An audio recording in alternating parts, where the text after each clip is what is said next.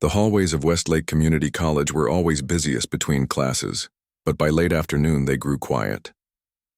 This was when May liked to walk through the music building, listening to the faint melodies drifting from practice rooms. She wasn't supposed to be there. As an administrative assistant in the college's finance department, she had no reason to wander the arts campus. But something about those floating notes pulled her across the lawn each day, like a gentle hand guiding her home. Today, May paused outside the recital hall. Student musicians were setting up for a rehearsal, their instrument cases scattered across the stage like puzzle pieces. Through the propped door, she could hear a violin tuning, the perfect fifths rising and falling as someone adjusted the pegs. The sound made her hands tingle. May hadn't meant to stand there so long, but the violinist began playing a piece she recognized, Bach's Chaconne, and her feet refused to move. She didn't notice Professor Reynolds noticing her. "Can I help you?" His voice cut through the music, making May jump. She turned to find not just Professor Reynolds, but 3 other music faculty members staring at her. They'd just exited a meeting room, folders and coffee cups in hand. "Oh, I'm sorry," May said, stepping back from the door. "I was just listening for a moment." Professor Reynolds exchanged glances with his colleagues. May recognized them all. Professor Wilson with her perfect posture, Dr. Alvarez with his signature bow tie, and Department Chair Hawkins, whose piercing eyes seemed to evaluate everything they landed on. "You're from accounting, right?" Professor Reynolds asked, though his tone suggested he knew exactly who she was. "Finance department." "I process the music department's purchase orders," May explained, suddenly aware of how plain she looked in her beige cardigan and sensible shoes, standing before these sophisticated artists. "Right?" Professor Reynolds nodded. "You seem quite captivated by the music." May felt her cheeks warm. "I've always loved violin music," she admitted. Professor Wilson tilted her head. "Do you play?" The question hung in the air. May hesitated, then gave a small nod. "I used to, a long time ago." The 4 professors exchanged looks again, and something passed between them that made May uncomfortable. Professor Hawkins' mouth curled into a smile that didn't reach his eyes. "How fascinating," he said. "We were just discussing our faculty showcase next month. Perhaps you'd like to participate?" May blinked in surprise. "Me? Why not? We open it to staff occasionally." "It might be refreshing to have someone from outside the department." His tone suggested something else entirely. Dr. Alvarez coughed into his hand, but May caught his smirk. "Yes, very refreshing. Oh, I couldn't possibly," May began. "Nonsense," Professor Reynolds interrupted. "It's settled. I'll email you the details. Just a short piece, 5 minutes maximum. Nothing too complicated, of course." They continued down the hallway before May could protest further, their chuckles floating back to her. She stood frozen, clutching her clipboard to her chest, understanding exactly what had just happened. They were mocking her. The dowdy administrative assistant who dared admire their art from afar. They expected her to embarrass herself, to provide entertainment at her own expense. May walked slowly back to her office, their laughter echoing in her mind. At her desk, she mechanically sorted through purchase orders and equipment requests for the music department's upcoming semester. Each form bore the signatures of the very professors who had just humiliated her. As the office emptied for the evening, May remained, staring at her computer screen without seeing it. The email from Professor Reynolds arrived at 5:17 p.m. "Ms. Lin, as discussed, we'd be delighted to have you perform in our faculty showcase on October 15th. The event begins at 7:00 p.m. in Marshall Hall. Each performer has a 5-minute slot. Please confirm your participation and send your selection to my assistant by next Friday. Best regards, Professor Thomas Reynolds, Chair, String Department." The formal tone couldn't disguise the joke behind it. May's finger hovered over the delete button. It would be easier to ignore the email, to hide in her office during the showcase, to continue being invisible. But something else stirred within her, a feeling she hadn't allowed herself in years. Pride. And beneath that, a quiet anger. On her bus ride home, May gazed out the window at the passing city. 20 years earlier, she had been someone else entirely. Before her father's illness, before her mother's desperation, before the family's music school tuition money had gone to medical bills instead, Her small apartment welcomed her with silence. May moved through her evening routine, heating leftovers, watering her single plant, checking tomorrow's weather. Then, instead of turning on the television as she usually did, she walked to her bedroom closet. The violin case was pushed far back, behind winter coats and boxes of old paperwork. The latches were stiff when she opened them. Inside, nestled in faded blue velvet, lay the instrument that had once been the center of her world. May lifted it carefully, expecting it to feel foreign after so many years. But her hands remembered its weight and her fingers curled naturally around the neck. The wood was dull, needing polish. The strings were loose, long overdue for replacement. She didn't play that night. Instead, she just held it, reacquainting herself with the feel of it against her collarbone, the scent of the wood, the perfect balance in her hand. The next morning, May left for work an hour early.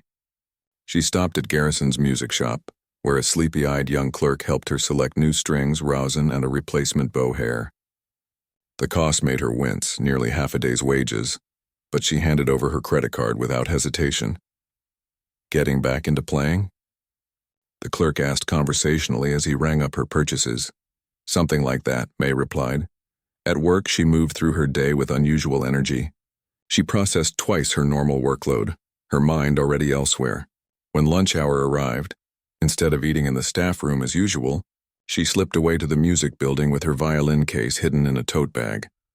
The practice rooms in the basement were reserved for students, but May had discovered years ago that room B7 was rarely used due to its awkward location near the boiler. The room smelled of dust and old piano books, but it had a mirror, a music stand, and most importantly, privacy. Her hands trembled as she tightened her bow and tuned the violin. The first notes she played were hesitant, scratchy, embarrassingly bad. She winced at the sound. 20 years of silence had taken their toll. Her fingers felt stiff, her wrist inflexible, her ear uncertain, but muscle memory is a powerful thing. By the end of that first 30-minute session, May had worked through basic scales, the tone gradually evening out, her fingers remembering where to land on the fingerboard. As she packed up her violin, her phone alarm reminding her to return to the finance office, May caught her reflection in the practice room mirror. Her cheeks were flushed, her eyes bright in a way they hadn't been in years. The woman in the mirror looked alive. For the next week, May practiced every lunch hour, working methodically through exercises she remembered from her youth. She avoided the professors, ducking into doorways or changing direction when she spotted them in hallways. Professor Reynolds' assistant emailed twice requesting her music selection. May finally responded that she would play Bach's Partita No. 3 in E major, the Preludio. It was an ambitious choice, a piece that demanded technical precision and endurance. In her youth, she had performed it flawlessly at her final recital before putting her violin away. Now she struggled through it measure by measure, her fingers protesting, her shoulder aching after years of disuse. But each day, something returned. Not just the technique, but the feeling. The way the music moved through her body, the conversation between her breath and the bow, the dance of her fingers on the strings. In those moments in practice room B7, May wasn't an overlooked administrative assistant. She was herself, her true self. 2 weeks before the showcase, Professor Wilson caught her leaving the practice room. Well, she said, eyebrows raised in surprise. You're actually preparing for this. May clutched her tote bag tighter. Yes, Professor Wilson's eyes narrowed slightly. You know, these showcases are primarily for our faculty to demonstrate their expertise to students. We wouldn't want anyone to feel uncomfortable. The message was clear. Back out now. Spare yourself the embarrassment. May held the professor's gaze. I'll be ready, she said quietly before walking past her down the hallway. That night, May practiced longer than usual, working until her neighbors knocked on the wall. As she finally lowered her violin, she realized something had shifted inside her. The professor's joke had awakened something she had buried for too long, not just her music, but her courage. They thought she was ordinary, forgettable, just a simple woman who processed their paperwork and admired their talents from a distance. But they didn't know her story. They didn't know what she had been, what she could still be. In 3 weeks, they would find out. And May Lin, who had spent 20 years being invisible, would finally be seen. As the days passed, May created a new rhythm to her life. Mornings in the finance office, lunch hours in practice room B7, evenings practicing in her apartment until her fingers ached. The Bach Preludio was coming back to her, measure by measure, though not without struggle. Some passages that had once flowed effortlessly from her fingers now required patient repetition, her hands relearning what they once knew by heart. 2.5 weeks before the showcase, disaster struck. May was halfway through her lunch practice when the door to B7 swung open. A maintenance worker stood in the doorway, toolbox in hand. "Sorry, ma'am. Gotta fix this thermostat. Building management orders. How long will it take?" May asked, already calculating the minutes remaining in her break. Rest of the week, probably. Whole systems being replaced. All the basement rooms. Panic fluttered in May's chest as she packed up her violin. Where would she practice now? The other rooms were always booked by music students, and she couldn't risk playing at full volume in her apartment during daytime hours. Not with her neighbor who worked night shifts. That afternoon, May found herself lingering near the music department's main office, gathering courage. Finally, she approached the student assistant at the front desk, a young man with bright blue hair who was scrolling through sheet music on his tablet. "Excuse me," May began. "I'm performing in the faculty showcase, and I need to reserve a practice room." The student looked up, confusion crossing his face as he took in May's finance department badge. "You're in the faculty showcase?" "Yes," May said, straightening her shoulders slightly. "Professor Reynolds invited me." "Oh." Understanding dawned in the student's eyes, along with something that looked suspiciously like pity. "Word had gotten around then. Let me check what's available." He tapped at his computer, frowning. "Everything's booked solid until 7 p.m. most days. Could you practice in the evenings?" May thought about her bus schedule, the dark walk from the stop to her apartment building. What about early mornings? Before classes? The student checked again. "Room 210 is open from 6 to 8 a.m. It's usually reserved for piano students, but there's no rule against violins." "I'll take it," May said, trying not to think about how early she would need to wake up to arrive by 6 a.m. The next morning, May's alarm rang at 4:30 a.m. She moved through her apartment in darkness, making tea in a travel mug, dressing in layers against the autumn chill.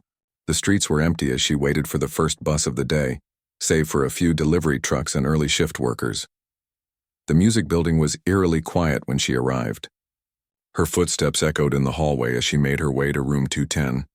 Unlike the basement practice rooms, this one was spacious, with tall windows that would later fill with morning light. For now, they reflected her small figure in the darkness, violin case in hand. May practiced for nearly 2 hours, losing herself in the music as dawn broke outside. The Preludio was taking shape now, her fingers more confident on the strings. Still, certain passages eluded her, particularly the rapid 16th note runs in the middle section, where her left hand couldn't quite keep pace with her right. As she packed up to leave, the door opened. Professor Wilson stood in the doorway, coffee in hand, clearly startled to find someone in the room. "You're here early," she said, her voice revealing both surprise and annoyance. "I reserved the room," May replied, holding up the confirmation email on her phone. Professor Wilson stepped inside, glancing around as if checking that nothing had been disturbed. "I heard you playing." She paused, seeming to choose her words carefully. "The Bach is quite ambitious."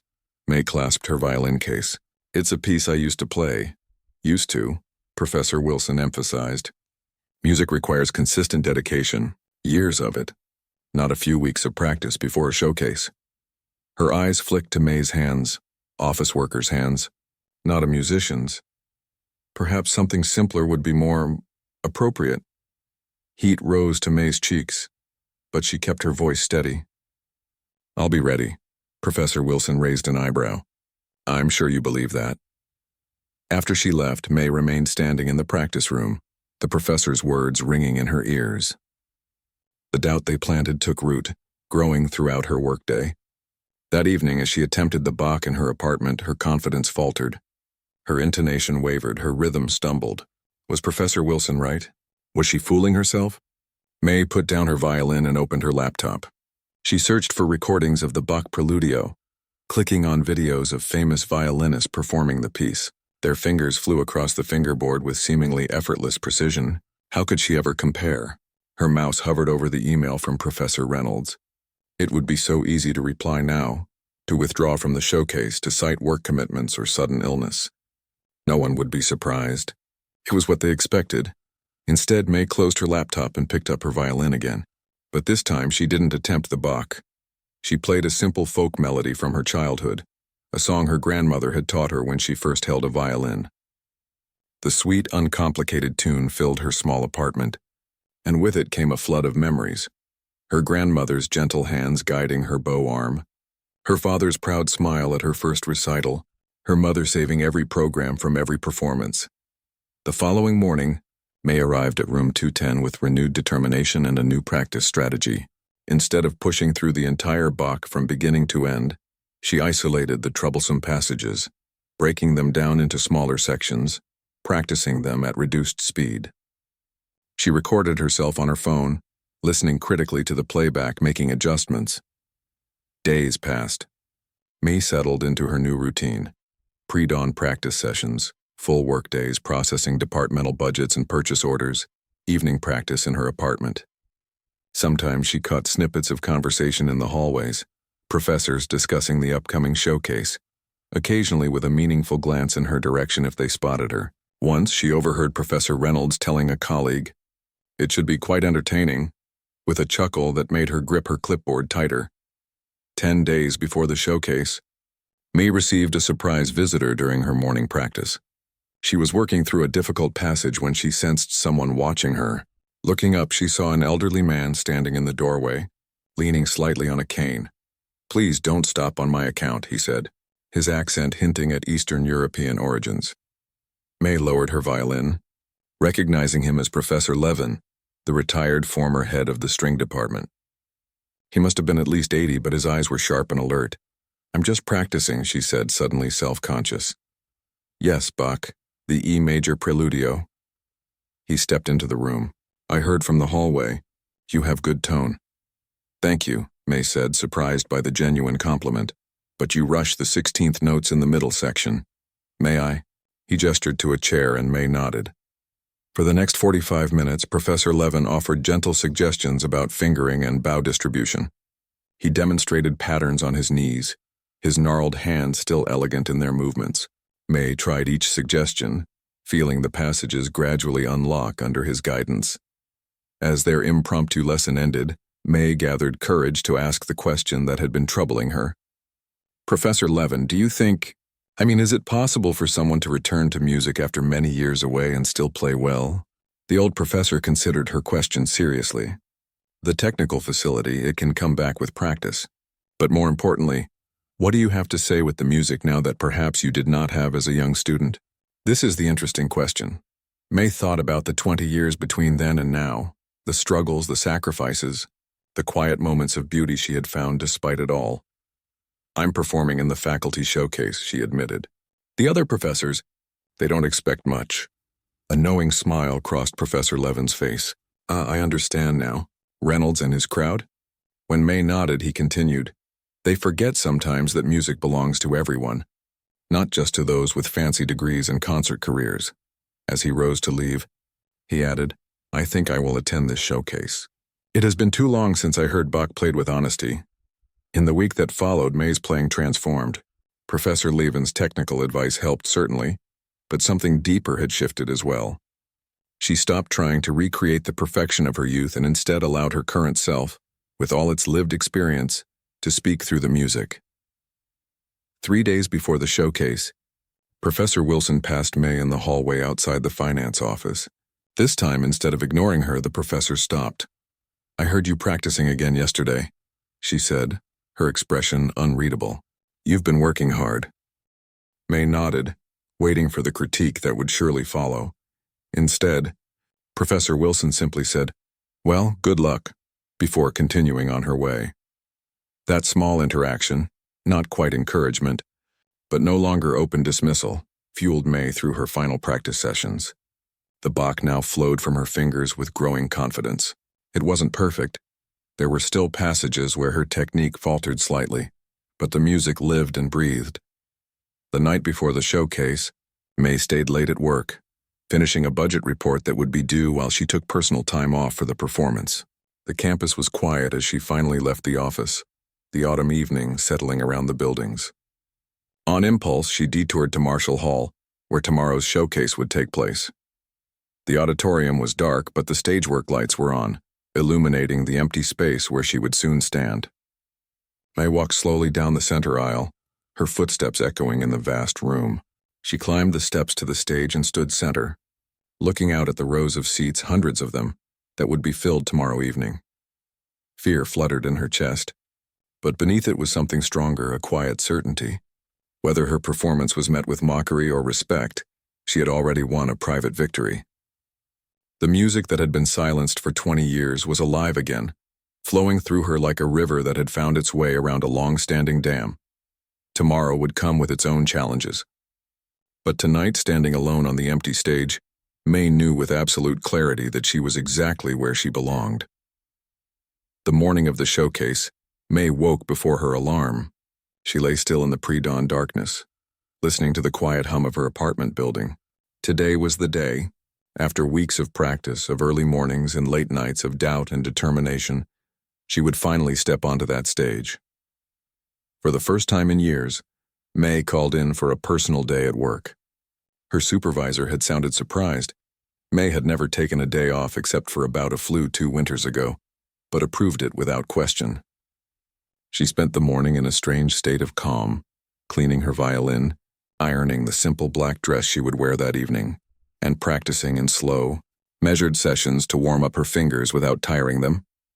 Around noon, her phone buzzed with a text from an unknown number. Remember, bow distribution in measure 32. Left hand relaxed on the runs. You are ready, L. Professor Levin. Somehow he'd gotten her number. The unexpected message brought tears to May's eyes. Someone believed in her. She replied with a simple, "Thank you," then set her phone aside and picked up her violin again. She played not Bach this time, but simple scales and arpeggios, letting her mind quiet and her body remember what it felt like to be a vessel for music. At 4 o'clock, May ate a small meal, then packed her violin carefully. She had splurged on a taxi to the college, not wanting to juggle her instrument on the crowded evening bus. As the car pulled away from her apartment building, she gazed up at the window of her unit where she had practiced in solitude for weeks. Whatever happened tonight, she would return there changed. Marshall Hall was already buzzing with activity when May arrived. Student volunteers in black shirts directed performers to the green room behind the stage. May followed their instructions, clutching her violin case close as she navigated the unfamiliar backstage area. The green room was crowded with faculty members in concert attire, their instruments creating a forest of cases and stands. Conversations stopped briefly as May entered, then resumed with a noticeable shift in tone. A few professors nodded in acknowledgement. Others pretended not to notice her. Professor Reynolds caught her eye across the room and raised his eyebrows slightly before turning back to his conversation. May found a quiet corner and sat, opening her case to check her violin one last time. As she tightened her bow, she felt someone sit beside her. Looking up, she was surprised to see Dr. Alvarez, bow tie perfectly centered as always. "Nervous?" he asked, his voice lacking the condescension she had come to expect. "Yes," May admitted. He nodded, adjusting his cuffs. "Everyone is, even after 30 years of performing." He glanced at her violin. "Bach, right?" "Bold choice." May ran her finger along the smooth wood of her violin's neck. "It's a piece I love." Dr. Alvarez seemed about to say something else, but was interrupted by a student assistant, calling for the performer's attention. "We have the final order for tonight," the young woman announced, reading from a clipboard. "Professor Reynolds has made some last-minute adjustments." May listened as the assistant read through the list of performers. Her name, which had previously been second to last, was now third in the program. Her stomach tightened. They wanted to get the joke out of the way early before the real performances began. Dr. Alvarez noticed her expression. "Reynolds likes to put the more accessible pieces at the beginning," he said, his tone carefully neutral. "Warms up the audience." May nodded, not trusting herself to speak. She had expected humiliation as part of this experience, had prepared herself for it. Still, the reality stung. The first performers were called to the stage entrance, and the green room began to empty as faculty members moved toward the wings. May remained seated, focusing on her breathing, trying to center herself as Professor Levin had taught her. The music is what matters, she told herself. Not their expectations. Not their judgment. Just the music. The student assistant appeared beside her. Ms. Lin, you'll be up after Professor Wilson. Please come to the stage entrance now. May followed her through a maze of black curtains to where a small group waited in the wings. On stage, the first performer, a cellist May recognized from the department brochure, was taking his bows to enthusiastic applause. Professor Wilson stood at the edge of the curtain, elegant in a midnight blue gown, violin at the ready. Good luck, May whispered as Professor Wilson moved past her onto the stage. The professor paused, studying May's face as if searching for sarcasm. Finding none, her expression softened marginally. You too, she replied before stepping into the spotlight. As Professor Wilson played a technically dazzling piece that May didn't recognize, she closed her eyes and ran through the Bach one final time in her mind, her fingers moving slightly at her side. She was ready. Whatever happened next, she had already overcome her greatest obstacle, her own silence. Professor Wilson's performance ended to robust applause. As she exited the stage, the MC's voice rang out. Next, we have a special guest performer, Ms. May Lin from our college's finance department, playing the Preludio from Bach's Partita No. 3 in A major. There was a murmur of confusion from the audience and a few chuckles.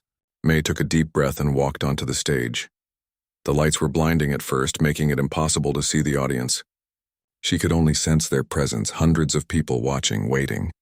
As her eyes adjusted, she made out the first few rows. Professor Reynolds sat front and center, leaning toward Professor Hawkins with a small smile playing on his lips. To his left, Professor Levin sat straight-backed and attentive, his cane resting against his knee. May positioned herself center stage, raised her violin, and took a moment to check her tuning. The hall fell silent, the kind of silence that holds both curiosity and judgment. She placed her bow on the strings, took a breath, and began. The opening measures of the Bach Preludio burst forth, bright, declarative, unmistakable. May felt the familiar melody flow through her fingers finding their places with newfound confidence.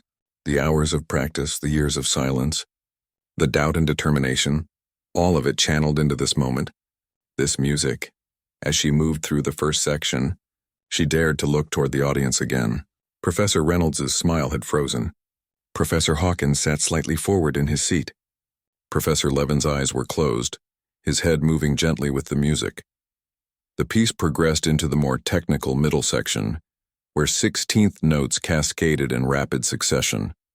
May's fingers moved with precision she hadn't felt since her youth, finding their way through the complex patterns as if guided by more than muscle memory alone. Left hand relaxed on the runs. She remembered Professor Levin's advice, letting her hand flow across the fingerboard rather than forcing it. Time seemed to both expand and contract as she played. Each note was distinct, yet they flowed together into something larger than their sum. The violin sang under her fingers, no longer a foreign object but an extension of her voice, telling a story only she could tell. As May approached the final section, she felt rather than saw a shift in the audience. The skeptical silence had transformed into something else, a hush of attention, of grudging respect, perhaps even wonder.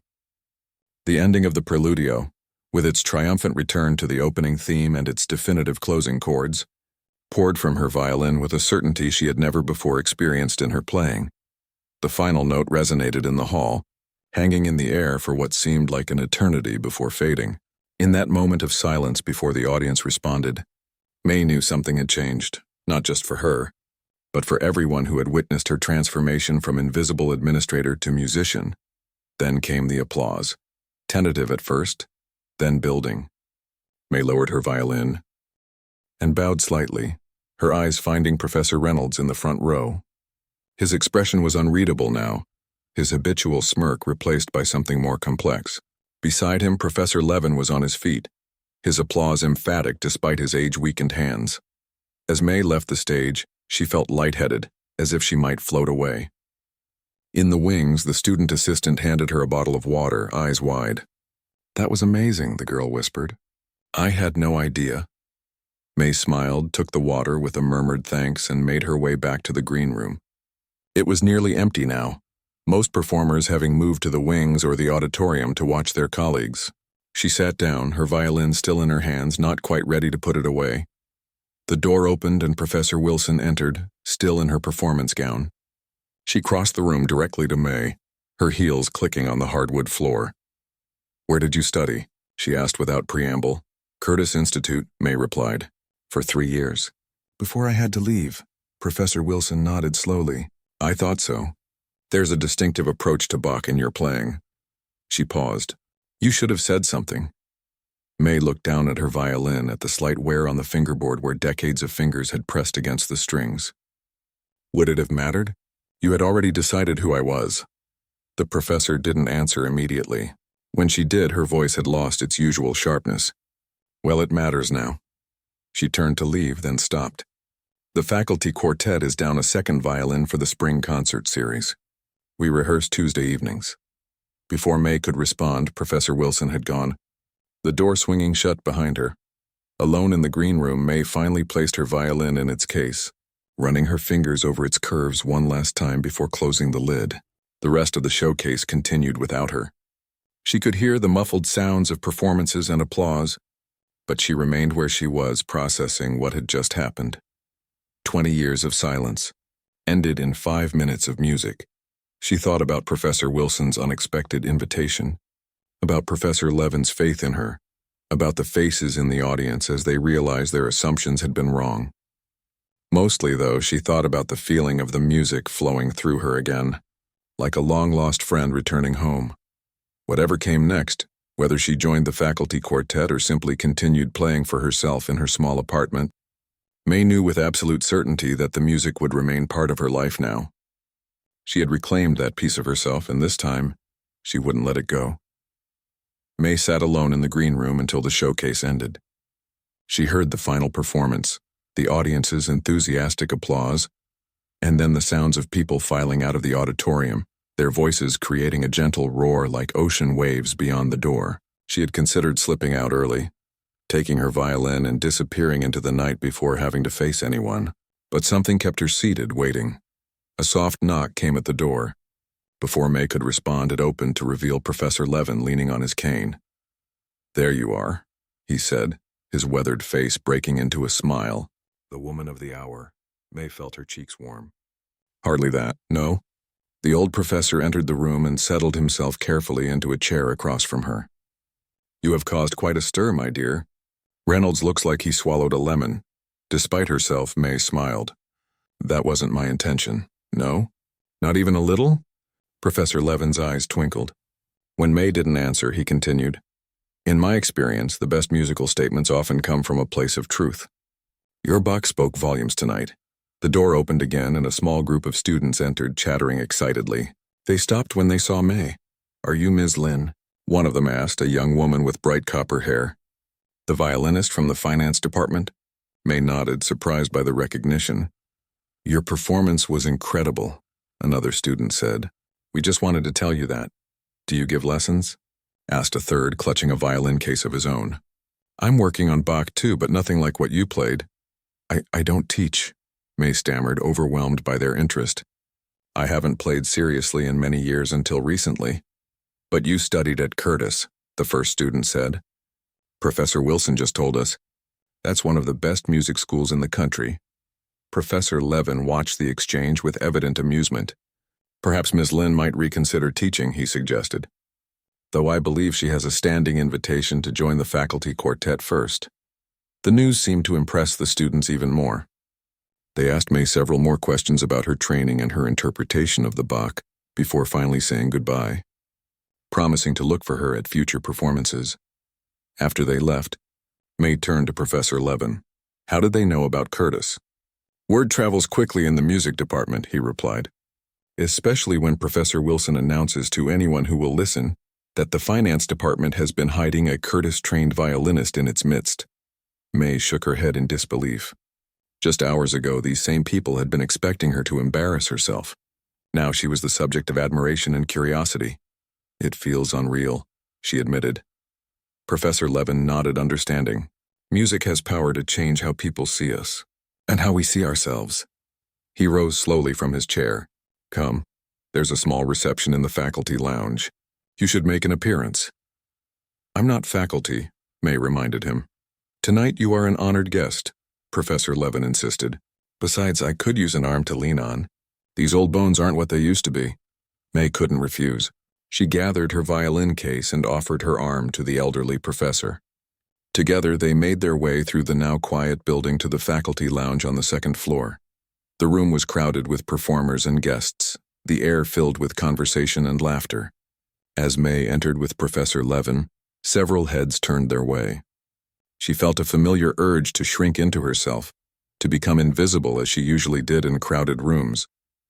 But tonight, invisibility was no longer an option. Professor Reynolds detached himself from a group and approached them, 2 glasses of champagne in hand.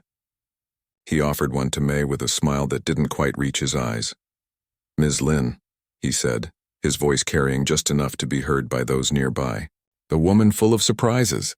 May accepted the glass but didn't drink. Thank you for including me in the showcase, Professor. Yes, well, he cleared his throat. Had I known of your background, I might have programmed you differently. I was happy with my place in the program, May replied, meeting his gaze steadily. Professor Levin chuckled beside her. Indeed, nothing like upending expectations early in a concert. Sets a tone. Professor Reynolds' smile tightened further. Quite. He turned to May again. I understand Wilson spoke to you about the quartet. She mentioned it, yes. We would need to hear you in a chamber music setting, of course, he added quickly. Solo Bach is one thing, but ensemble playing requires different skills. Professor Levin tapped his cane lightly on the floor. Surely a Curtis training would have covered that thoroughly, Thomas. The 2 men exchanged a look that spoke of old professional rivalries. May felt caught in the middle of a conversation with undercurrents she didn't fully understand. Of course, Professor Reynolds conceded. We'll be in touch, Ms. Lin. With a nod, he moved away to join another group. Throughout the evening, May found herself approached by various faculty members and their guests. Some offered genuine compliments on her playing. Others asked probing questions about why someone with her training was working in finance. To these, May gave simple, honest answers about family needs and changed circumstances. She didn't elaborate on her father's illness, her mother's struggle to keep their small house, her younger brother's college tuition that had taken priority over her own dreams. Those stories weren't for casual conversation with strangers. As the reception began to wind down, Dr. Alvarez appeared at her side, bow tie slightly askew after an evening of socializing. You've caused quite a disruption in our little hierarchy, he said, but his tone was more amused than accusatory. I didn't mean to disrupt anything, May replied. I just wanted to play. Dr. Alvarez considered her for a moment. You know, I think that's why your Bach was so compelling. No agenda, no career ambitions, just the music. He glanced around at their colleagues. That's rare here. Before May could respond, her phone buzzed in her purse. She checked it discreetly. A text from her neighbor asking if everything was okay since she wasn't usually out so late. May realized with surprise that it was nearly 11 o'clock. I should go, she said, looking around for Professor Levin to say goodbye. He left about 30 minutes ago, Dr. Alvarez informed her. Asked me to tell you he'll see you Tuesday. Tuesday? For quartet rehearsal. Dr. Alvarez smiled at her confusion. Levin sits in sometimes. Says we need a more experienced ear to keep us honest. May felt suddenly overwhelmed. Everything was moving so quickly. The showcase, the unexpected praise, and now an assumption that she would join the faculty quartet. Just that morning, she had been an overlooked administrative assistant, preparing for what she thought would be a humiliating experience. I haven't decided about the quartet yet, she said carefully. I have my job in the finance department. Dr. Alvarez nodded. Of course. Think about it. He handed her a business card. My number, if you have questions. Or if you just want to talk music with someone who isn't quite as intimidating as Levin, or as prickly as Wilson. May thanked him, and said her goodbyes. As she left the building, violin case in hand, the campus was quiet under the October moon. The same path she had walked hundreds of times as an invisible part of the college machinery now felt different beneath her feet. In her apartment that night, May couldn't sleep. She sat by her window, violin beside her, watching the city lights and turning the evening over in her mind. The performance itself had been a blur. She remembered the feeling more than the details, the sense of connection with the music that had been missing from her life for so long. Her phone buzzed with an email notification. At this hour she assumed it was work-related, perhaps a question about the budget report she had completed. Instead, it was from the Dean of Arts and Sciences. Dear Ms. Lin, I was in attendance at tonight's faculty showcase and was extraordinarily impressed by your performance. It has come to my attention that you are a former Curtis student now working in our finance department. I would like to meet with you at your earliest convenience to discuss potential opportunities that might better utilize your considerable talents within our college community. While I understand you have already received an invitation to join the faculty string quartet, I believe there may be additional ways for you to contribute to our music program while maintaining your administrative role. If you wish, please let me know when you might be available for a conversation. Sincerely, Dean Patricia Huang Mei read the email twice, then set her phone down. She picked up her violin and ran her fingers along the strings without playing, feeling the tension and potential in them. Like her own life, they were being tuned to new possibilities. The next morning, May returned to work. She had half expected whispers and stares, but the finance department operated in a separate world from the arts campus. Her colleagues greeted her with the same casual friendliness as always, unaware of her transformation the night before. At her desk, processing purchase orders and answering emails, May felt a strange disconnect. Her hands, which had brought Bach to life on stage just hours ago, now typed budget figures and filed paperwork. Yet something had shifted inside her. The music had awakened not just her forgotten skills, but a part of herself she had buried along with her violin 20 years ago. During her lunch break, instead of eating at her desk as usual, May walked to the music building. She didn't go to practice room B7 or the recital hall. Instead, she found herself standing outside Professor Wilson's office. The door was open, the professor inside reviewing scores at her desk. May knocked softly on the doorframe. Professor Wilson looked up, her surprise quickly masked by professional composure. Ms. Lin, come in. May entered the office, noting the framed concert programs on the walls, the shelves of music books, the violin case open on a side table. I've been thinking about your offer, May said, to join the quartet. Professor Wilson set down her pencil. And? I would like to audition properly, May replied. Not as a favor or because of last night, but because you think I might genuinely contribute to the ensemble. A flicker of respect crossed Professor Wilson's face. Tuesday evening, 7 o'clock. We'll have parts ready for you. Thank you. May turned to leave, then paused. Why did you invite me? After everything? Professor Wilson was silent for a moment, considering. Because talent shouldn't be wasted, she said finally. Even when it comes from unexpected places. As May walked back to the finance building, she felt a quiet certainty settling within her. The joke that had been meant to humiliate her had instead opened a door she thought forever closed. She didn't yet know what lay on the other side, whether she would remain in finance, join the quartet, teach eager students, or find some combination that honored all parts of her life. But she knew one thing: the music that had returned to her life would not be silenced again. Tuesday evening arrived with a light autumn rain. May stood under the awning of the music building, violin case in hand, watching water stream from the gutters. Inside, the faculty quartet was waiting for her audition. She had practiced during every free moment of the past 3 days, preparing the chamber music pieces Dr. Alvarez had emailed her. A text message chimed on her phone. It was from her brother in California. Good luck tonight, sis. Wish I could be there to hear you play again. May had called him the day after the showcase, sharing the whole unlikely story. He had listened in amazed silence, then laughed with genuine joy. I always knew you'd find your way back to music, he'd said. Even when you didn't. Taking a deep breath, May entered the building. The familiar corridors felt different now, no longer places she didn't belong, but not quite her own either. She existed in a between state, the administrative assistant who played Bach, the finance worker with a Curtis education, the woman who had surprised everyone, including herself. The door to the chamber music room was ajar, voices and instrument sounds drifting out. May knocked lightly, then entered. Professor Wilson and Dr. Alvarez were warming up, She with her violin, he with his viola. A cellist May didn't recognize nodded in greeting. "You're here," Professor Wilson said, looking up from her music. "Good. We'll start with the Beethoven." No small talk, no easing in. May had expected nothing less. She removed her violin from its case and tuned it, watching as the others arranged their music on the stands. The quartet was set up in the traditional formation. 2 violins facing each other, viola and cello completing the circle. The first violin position remained empty.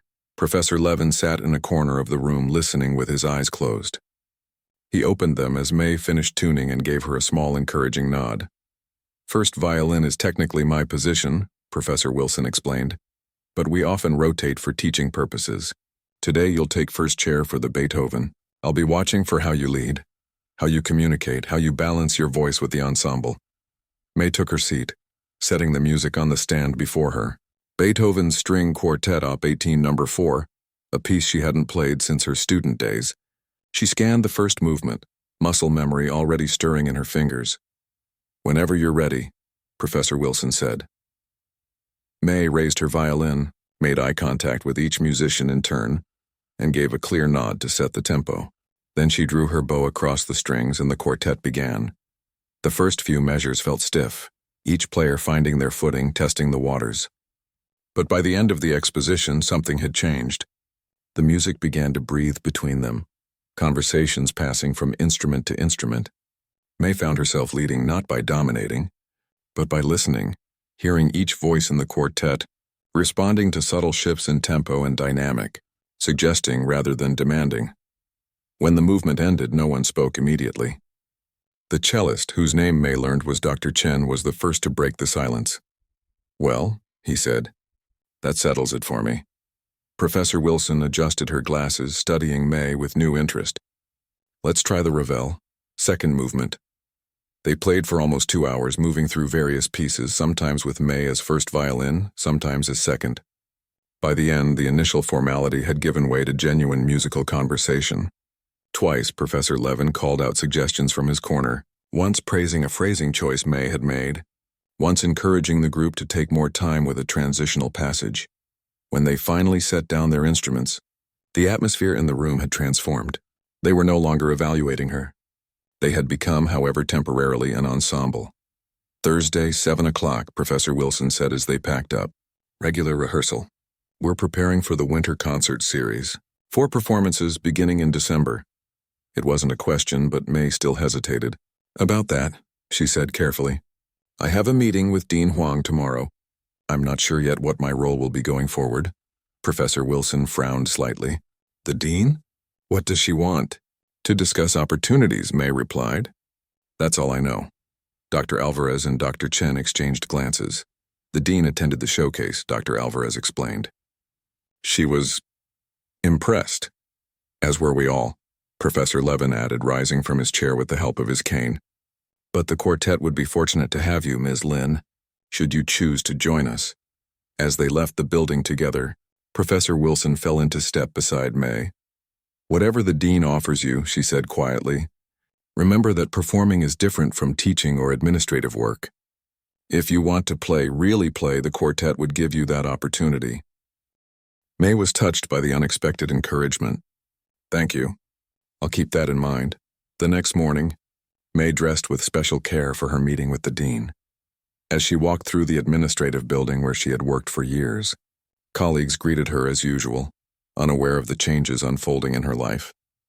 Dean Huang's office was on the top floor, with windows overlooking the campus quad. The dean herself was a small woman with a direct gaze and a reputation for efficiency. She welcomed May with a warm handshake. "Ms. Lin, thank you for coming. Please sit down." May took the offered seat, hands folded in her lap to keep them from fidgeting. "I'll get right to the point," Dean Huang said. "Your performance at the showcase revealed a talent this college has been overlooking. That's our loss and potentially your gain." She opened a folder on her desk. "I've reviewed your employee file and spoken with your supervisor in finance. You've been with us for 7 years, always exemplary work. Before that, 3 years at Curtis Institute of Music, where you maintained a 3.9 GPA until you withdrew for personal reasons." May nodded, surprised at how much the dean had learned in such a short time. What your file doesn't explain is how someone with your musical background ended up processing purchase orders for our college, Dean Huang continued, her tone gentle but direct. May had prepared for this question. My father became ill during my 3rd year at Curtis. My mother couldn't manage alone, and my younger brother was starting college himself. Someone needed to help support the family, and I was in a position to do it. I found work, first in retail, then in office administration. The years passed. Until now, Dean Huang observed.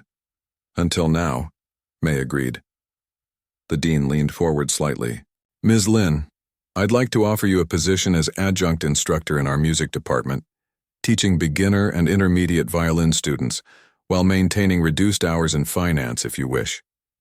The teaching would start with 6 hours per week, potentially increasing as you build your student base. May hadn't expected such a concrete offer. I don't have a completed degree, she pointed out. You have professional training and demonstrated excellence, Dean Huang countered. Sometimes that's more valuable than a piece of paper. Of course, we would also support you in completing your degree should you wish to pursue that path. And the quartet? May asked. Professor Wilson has made her interest clear, the dean said with a small smile. That would be separate from your teaching role, though certainly complementary. The quartet members receive a stipend for performances. The possibilities swirled in May's mind. Teaching, performing, perhaps even completing her degree. A path back to the life she had reluctantly abandoned 2 decades ago. May I think about it? She asked. Of course. Take the weekend. Let me know on Monday. As May left the dean's office, her phone buzzed with an email notification. It was from Professor Levin, an invitation to coffee that afternoon. To discuss your options, the message read. An old teacher's perspective, if you'd find it useful. May accepted gratefully.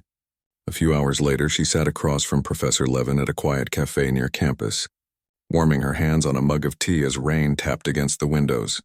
So, he said after she had shared the dean's offer, you find yourself at a crossroads. It feels like it, May admitted.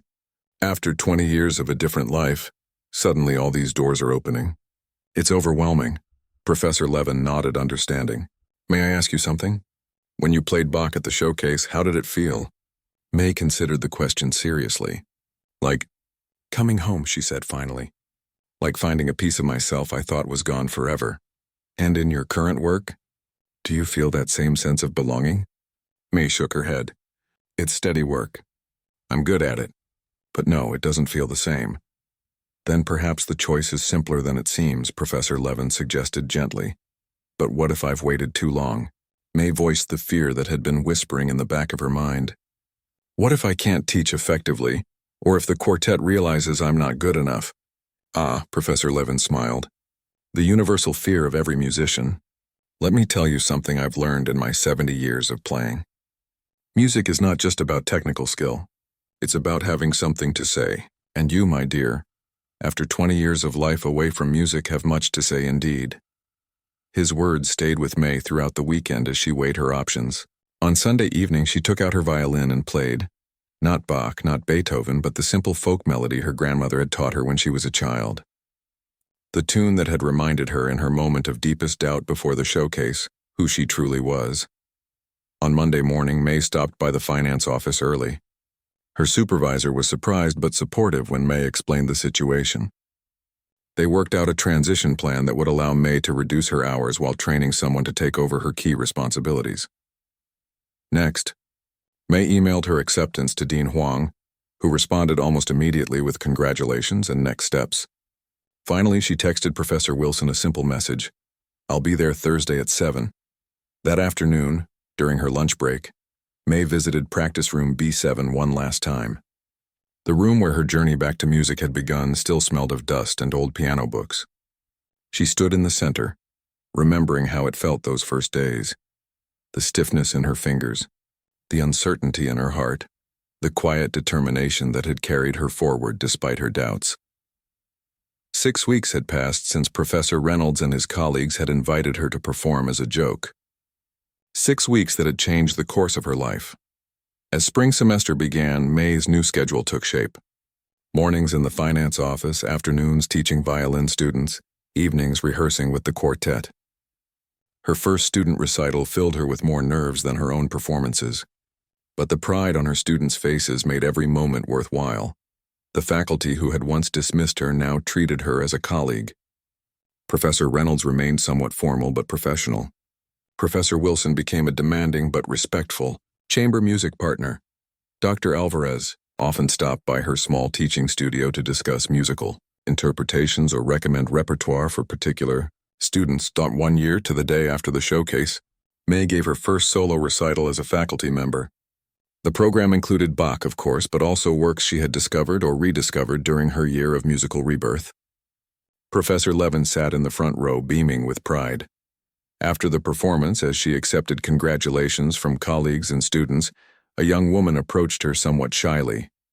"Ms. Lin? I work in the admissions office. I've been watching you play in the quartet concerts this year and, well, I used to play cello. I stopped in college when my major got too demanding. But seeing you return to music after so many years away, it made me wonder if I could do the same." May smiled, recognizing her younger self in the woman's hesitant hope. "What's your name?" "Lily." "Well, Lily, why don't you come to my studio tomorrow? We can talk about it." As Lily walked away, visibly buoyed by the invitation, May felt a deep sense of completion. Her own journey had created ripples that might now help someone else find their way back to music. She thought of the joke that had started it all, the invitation meant to embarrass her that had instead revealed her true self. Sometimes life's cruelest moments contain unexpected gifts. Sometimes the path forward requires a step back into the past. And sometimes the most ordinary people harbor the most extraordinary talents, waiting for the courage to let them shine.